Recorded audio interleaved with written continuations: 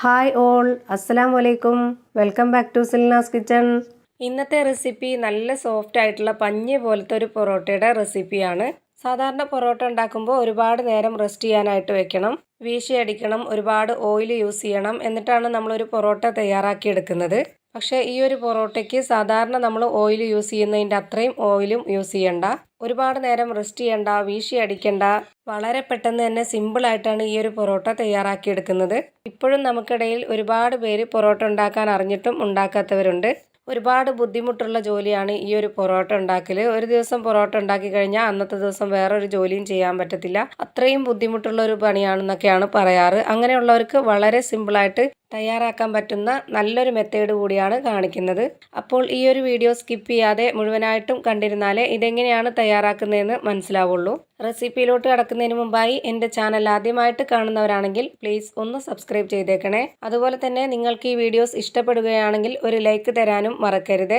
അപ്പോൾ നമുക്കിനി റെസിപ്പിയിലോട്ട് കടക്കാം. അപ്പോൾ ആദ്യം തന്നെ ഈ ഒരു റെസിപ്പി തയ്യാറാക്കാനായിട്ട് ഞാനിവിടെ മിക്സിയുടെ ചെറിയൊരു ജാർ എടുത്തിട്ടുണ്ട്. ഇതിലേക്ക് 250 ഗ്രാം കപ്പിൻ്റെ അളവിൽ 1 കപ്പ് ചോറാണ് ഇട്ട് കൊടുക്കുന്നത്. ചോറ് ഏതരിയുടെ ചോറായിരുന്നാലും കുഴപ്പമില്ല.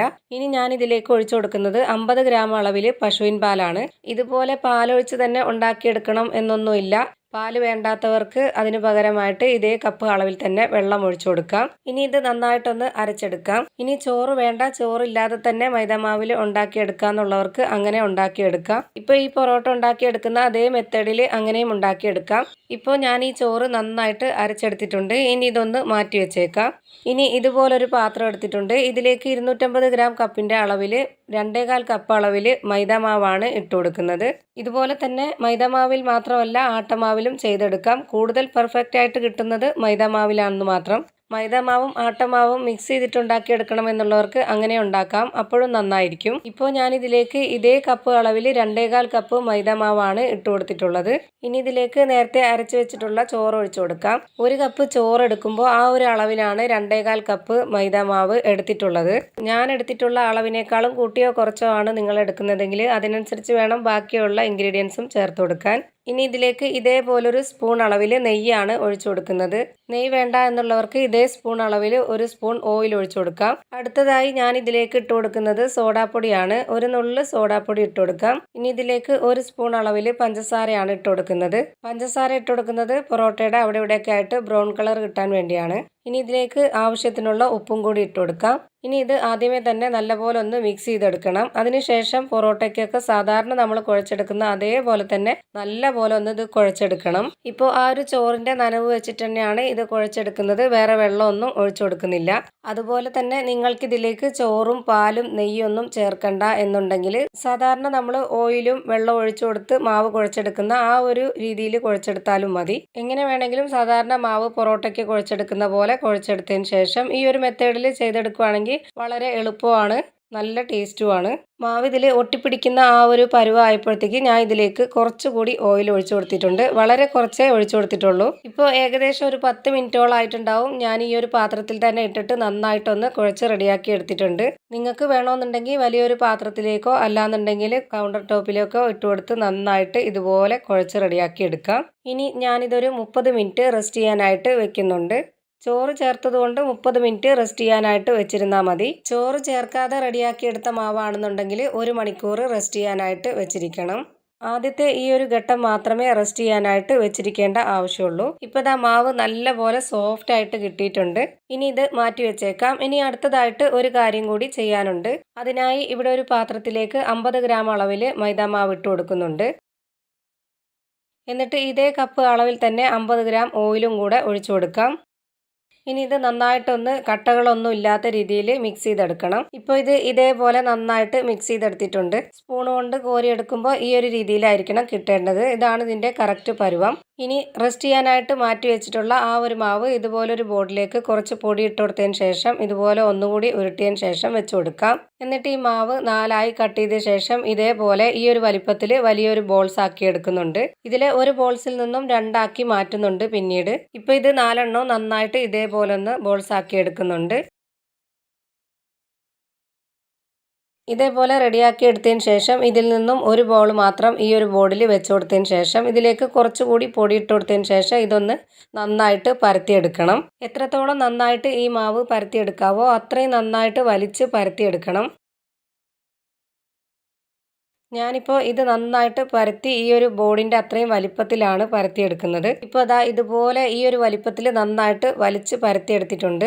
ഇനി ഇതിലേക്ക് നേരത്തെ റെഡിയാക്കി വെച്ചിട്ടുള്ള ആ ഒരു ഓയിലും മൈദയും ചേർത്തിട്ടുള്ള മിക്സ് ഇതിലേക്ക് ഒഴിച്ചു കൊടുക്കാം. ഓയിലും മൈദയും ഇതുപോലെ മിക്സ് ചെയ്തതിന് ശേഷം ചേർത്ത് കൊടുക്കുമ്പോൾ നമ്മുടെ മാവ് നല്ല സോഫ്റ്റ് ആയിട്ട് കിട്ടും. ബോൾസ് ആക്കി വെച്ചതിന് ശേഷം റെസ്റ്റ് ചെയ്യാനായിട്ട് വെച്ചിരിക്കേണ്ട ആവശ്യമില്ല. ഇനി ഓയിൽ മാവിൻ്റെ എല്ലാ ഭാഗത്തും ഒന്ന് സ്പ്രെഡാക്കി കൊടുക്കാം. എന്നിട്ട് ഈ മാവിൻ്റെ ഒരറ്റത്തു നിന്നും ഇതുപോലെ മറ്റേ അറ്റത്തേക്ക് റോളാക്കി എടുക്കുന്നുണ്ട്. ഇപ്പം ഞാനിതാ ഇതുപോലെ റോളാക്കി എടുത്തിട്ടുണ്ട്. ഇങ്ങനെ ചെയ്യുന്നത് നമുക്ക് ലെയറായിട്ട് കിട്ടാൻ വേണ്ടിയിട്ടാണ്. ഇനി ഞാൻ ഈ മാവ് രണ്ടായിട്ട് കട്ട് ചെയ്തെടുക്കുന്നുണ്ട്. ഇപ്പം ഞാനിതാ ഈ മാവ് കട്ട് ചെയ്തെടുത്തിട്ടുണ്ട്. കട്ട് ചെയ്ത മാവിനെ ഇനി ഇതുപോലെ ഒന്ന് വെച്ച് കൊടുക്കുക. മാവ് ഇതുപോലെ താഴോട്ട് പ്രസ് ചെയ്ത് വെക്കുമ്പോഴത്തേക്ക് ഇതുപോലെ മടക്കി മടക്കി വേണം താഴോട്ട് നന്നായിട്ടൊന്ന് പ്രസ് ചെയ്ത് കൊടുക്കാൻ. ഇപ്പോൾ നമ്മുടെ മാവ് വീശി അടിച്ചതിന് ശേഷം ചുറ്റിയെടുക്കുന്ന അതേപോലെ തന്നെ കിട്ടിയിട്ടുണ്ട്. ഇനി ഇതിന് മുകളിൽ ഓയിലൊന്നും പുരട്ടി കൊടുക്കേണ്ട ആവശ്യമില്ല. ഇനി അടുത്ത മാവും ഇതേപോലെ തന്നെ ഒന്ന് മടക്കി മടക്കി ഇതുപോലെ ഒന്ന് പ്രസ് ചെയ്ത് വെച്ച് കൊടുക്കാം. നല്ല എളുപ്പമാണ് ഇതുപോലെ ചെയ്തെടുക്കാൻ വേണ്ടിയിട്ട്, ഒരു ബുദ്ധിമുട്ടും ഇല്ല. ഇതേപോലെ തന്നെ നമുക്ക് എല്ലാ മാവിലും ചെയ്തെടുക്കാം. ഞാൻ വേണമെങ്കിൽ ഒരെണ്ണം കൂടി ഇതുപോലെ ചെയ്ത് കാണിച്ചു തരാം. നേരത്തെ പോലെ തന്നെ മാവ് നന്നായിട്ട് വലിച്ച് പരത്തി എടുത്തിട്ടുണ്ട്. അതിനുശേഷം നേരത്തെ മാറ്റി വെച്ചിട്ടുള്ള ഓയിലിൻ്റെ മിക്സ് കൂടി ഇതിലേക്ക് ഒഴിച്ചു കൊടുത്തതിന് ശേഷം നന്നായിട്ട് ഇതൊന്ന് സ്പ്രെഡാക്കി കൊടുക്കുക. എന്നിട്ട് ഈ മാവിൻ്റെ ഒരറ്റത്തു നിന്നും മറ്റേ അറ്റത്തേക്ക് നല്ല പോലെ ഇതൊന്ന് റോളാക്കി എടുക്കണം. ഇനി ഈ മാവിനെ ഇതുപോലെ ഒന്ന് രണ്ടാക്കി കട്ട് ചെയ്തതിന് ശേഷം ഇതുപോലെ താഴേക്ക് മടക്കി മടക്കി വെച്ച് കൊടുത്തതിന് ശേഷം നന്നായിട്ടൊന്ന് കൈകൊണ്ട് പ്രസ് ചെയ്ത് കൊടുക്കാം. ഇപ്പോൾ ദാ ഈ ഒരു മാവ് റെഡിയായി. ഇതുപോലെ തന്നെ ഇനി മറ്റേ മാവും ചെയ്തെടുക്കാം. ഇപ്പോൾ ദാ രണ്ട് മാവും ഇതേപോലെ റെഡിയാക്കി എടുത്തിട്ടുണ്ട്. ഇതേപോലെ തന്നെ ഞാനിപ്പോൾ എല്ലാ മാവും റെഡിയാക്കി എടുത്തിട്ടുണ്ട്. ഇതിനി റെസ്റ്റ് ചെയ്യാനായിട്ട് വെക്കുന്നതും ഇല്ല. ഇതിന് മുകളിലേക്ക് ഓയിലും പുരട്ടിയിട്ടില്ല. നേരത്തെ റോൾ ചെയ്തെടുക്കുന്ന സമയത്ത് നമ്മൾ ഓയിലിൻ്റെ മിക്സ് പുരട്ടിയത് കൊണ്ട് നമുക്ക് നല്ല സോഫ്റ്റ് ആയിട്ടാണ് ഈ മാവ് റെഡിയായി കിട്ടിയിട്ടുള്ളത്. അതുപോലെ തന്നെ ആദ്യം റെഡിയാക്കിയിട്ടുള്ള മാവിലെല്ലാം ഓയിൽ തെളിഞ്ഞ് വന്നിട്ടുണ്ട്. ഞാനിപ്പോൾ എടുത്തിട്ടുള്ള മാവിന് 8 പൊറോട്ടയ്ക്കുള്ള മാവാണ് റെഡിയാക്കി എടുത്തിട്ടുള്ളത്. ഇത് അത്യാവശ്യം നല്ല വലിപ്പമുള്ള പൊറോട്ടയായിട്ടാണ് ഞാനിത് ചുട്ടെടുക്കുന്നത്. അതിനാണ് ഇത്രയും വലുതാക്കിയത്. നിങ്ങൾക്ക് വേണമെന്നുണ്ടെങ്കിൽ ഇത്രയും വലിപ്പം വേണ്ടാന്നുണ്ടെങ്കിൽ കുറച്ചുകൂടി ചെറുതാക്കി എടുത്താൽ മതി. ഇപ്പം ഞാൻ വീണ്ടും ഈ ഒരു ബോർഡിലേക്ക് കുറച്ച് പൊടിയിട്ട് കൊടുത്തിട്ടുണ്ട്. ഇനി നമ്മൾ ആദ്യം റെഡിയാക്കി വെച്ചിട്ടുള്ള ആ ഒരു മാവ് ഒന്നുകൂടി പരത്താൻ പോവുകയാണ്. ഇനി ഇതിന് മുകളിലേക്ക് കുറച്ചുകൂടി പൊടിയിട്ടതിന് ശേഷം ഇതൊന്ന് പരത്തിയെടുക്കാം. ഇപ്പോൾ ദാ ഞാൻ ഈ ഒരു വലിപ്പത്തിൽ പരത്തിയെടുത്തിട്ടുണ്ട്. പൊറോട്ട ഇതേ കട്ടിയിലും ഇതേ വലിപ്പത്തിലും കിട്ടണം എന്നുള്ളവർക്കാണെങ്കിൽ ഇത്രയും മതി. ഇത് നമുക്ക് ചുട്ടെടുക്കാം. ഞാനിതിലേക്ക് കുറച്ചുകൂടി പൊടിയിട്ട് കൊടുത്തതിന് ശേഷം ഇത് നന്നായിട്ട് ഒന്നുകൂടി പരത്തി നൈസാക്കിയിട്ടാണ് ഈ ഒരു പൊറോട്ട ചുട്ടെടുക്കുന്നത്. ഇപ്പം ഞാനിതാ ഇതുപോലെ നന്നായിട്ട് പരത്തിയെടുത്തിട്ടുണ്ട്. ഇത് കാണുമ്പോൾ നമുക്ക് പൊറോട്ടയുടെ ലെയറൊക്കെ പോയി എന്ന് തോന്നും. പക്ഷേങ്കിൽ അതിൻ്റെ അകത്ത് ആ ലെയറൊക്കെ തന്നെ ഉണ്ട്. ഇപ്പം ഞാനിത് ഇതുപോലെ ഈ ഒരു വലിപ്പത്തിൽ എല്ലാം തന്നെ പരത്തിയെടുത്തിട്ടുണ്ട്. ഇനി ആദ്യം പരത്തിയെടുത്ത മാവ് നമുക്ക് ആദ്യമേ ചുട്ടെടുക്കണം. അതിനായിട്ട് ഇതൊന്ന് മറിച്ചിട്ട് കൊടുക്കുന്നുണ്ട്.